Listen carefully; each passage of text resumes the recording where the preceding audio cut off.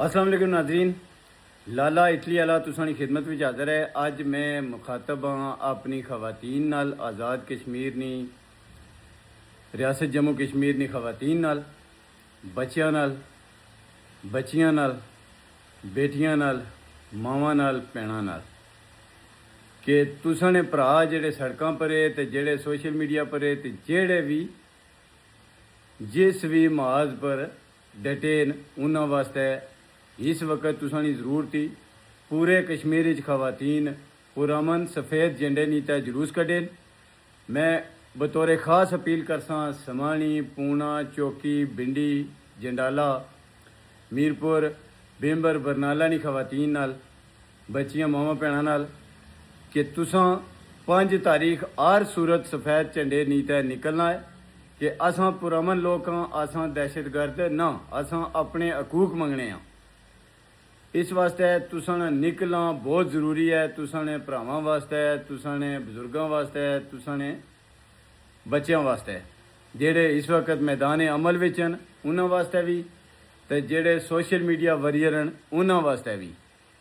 मावां भैणां ते बेटियां ने निकलना, पूरे कश्मीर ने हर बच्चे ने निकलना बहुत ज़रूरी है, क्योंकि जितना असां एक मुठ होईते रहसां इतना ही आसानी सेफ्टी है, आसानी बचत है, आसानी कामयाबी है। आसाना इतिहाद ही आसानी कामयाबी है तो सहूलतकारानी मौत है।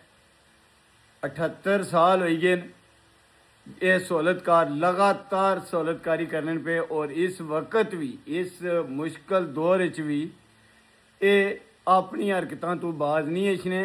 इस वास्ते तुसां ने निकलना बहुत ज़्यादा ज़रूरी है। जितना हो सके, जितने बड़े पैमाने पर हो सके, पूरी दुनिया च वसने वाले लोग जेडे न वो निकलो अपने हक वास्ते, अपने सच वास्ते।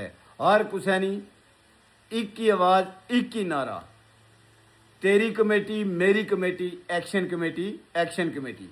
ये बुनियादी जेडे मुतालबात हैं, मैं अछने वाले वक्त ही तुसां एक एक मुतालबे पर भी समझासा कि इसना क्या मकसद है और इसना क्या नुकसान होना सी ते क्या फ़ायदा है असां अगर ये मुतालबात जेड़े मनाए जिन्हों पर इन्होंने दस्तखत किए, इन्होंने सहूलतकारा ने भी दस्तखत हैं तो इन्होंने जेड़े आकन उन्होंने भी दस्तखत हैं, इन्होंने साइन किए। सिर्फ इसने पर अमल दरामद वास्ते अवामी जॉइंट अवामी एक्शन कमेटी इस दफ़ा निकली है तो उन्होंने पर सीधियां गोलियां चलाई गई, सीधे तीर बरसाए गए। इस वास्ते तुसां खवातीन नाल माड़ी अपील है कि तुसां जितने भी बड़े पैमाने पर हो सकना निकलना है।